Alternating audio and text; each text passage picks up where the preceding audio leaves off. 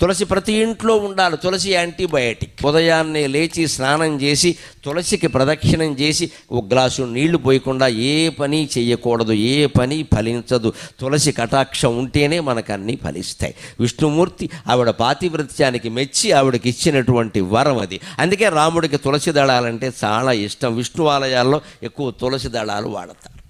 విష్ణుమూర్తికి అలంకారాలు బాగా ఇష్టం. అందుకని మల్లె పూలదండ, చామంతి పూలదండ, బంతి పూలదండ, గులాబీ పూలదండ, నీ ఇష్టం వచ్చిన పూలదండలు అన్నీ పట్టుకొచ్చి విగ్రహం మీద బారేస్తే వచ్చే ఇబ్బంది ఏమిటో తెలుసా? విగ్రహంలో పురుగులు చేరతాయి.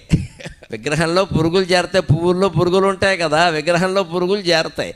ఆ చేరినటువంటి పురుగులు విగ్రహానికి హాని చేస్తే అక్కడే చనిపోతాయి, అక్కడే కుళ్ళిపోతాయి, రకరకాలుగా అవుతాయి. ఆ విగ్రహానికి పట్టిన మురికి మొత్తం పోవాలి అంటే విష్ణుమూర్తి ఆలయాల్లో తులసిమాల తప్పకుండా వెయ్యాలి.